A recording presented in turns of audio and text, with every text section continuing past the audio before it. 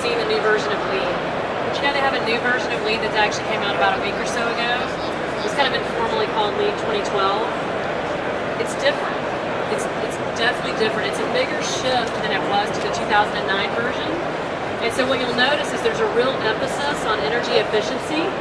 So the question for the panelist is, how can energy efficiency and good indoor air quality work collaboratively versus being an antithesis to one another? So energy and IAQ at the same time. Well, I think we all agree energy efficiency is extremely important, and that's why this has such a strong emphasis. But one of the, I think, challenges we often face is if we change one part of a system. In this case, if we change the energy efficiency installation on that of a building, we may affect a lot of other systems. And unfortunately, if we don't pay attention to those other systems, we may also have an indoor air quality. We may end up with indoor air quality problems. So it is key to make sure that energy efficient buildings, tighter buildings with tighter building envelopes, and often with a lot of insulation materials and so forth, also have adequate ventilation, also have source control in place, meaning the products and the pollutants you bring in are controlled and will not pollute the indoor air quality. This is the best way to how energy efficiency, ultimately ventilation, mechanical systems, and the products in the buildings go together to create healthy environments. So how do green schools actually improve occupant comfort and their health? Have you guys seen good health ramifications from green schools? I visited a school not too long ago in DeKalb County, Georgia, which is outside of Atlanta, and I was talking to one of the teachers there, and she told me that at the new LEED certified school, teachers no longer suffer from the 2:30 headache.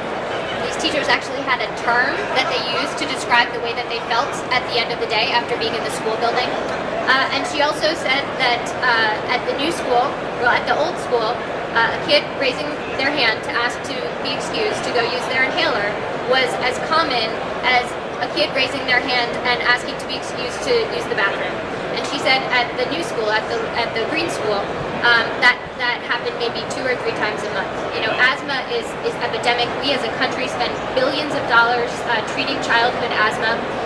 And we know very clearly that there is a connection between indoor air quality and the impact that it has on children's health. We've heard so many stories from parents, from architects, from teachers. One in Virginia where they were at an opening ceremony for a green school, and a woman came up to the architect and she put something in his hand. And she said, he said, "What's this?" And she said, "I want to thank you. This is my son's inhaler. And at his old school, he needed it 3 times a day. And at this new school, he hasn't needed it once."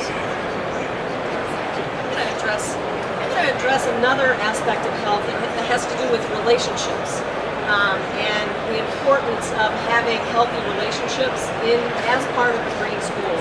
When we work with schools to integrate curriculum and talk about community partnerships, what we also try to do is develop teams in schools and healthy relationships in schools, and that, along with the air quality and the pleasant environment, enhances both teachers and students' experience. And so by focusing on the culture of the school and greening the culture, meaning making it healthy and sustainable through those relationships, that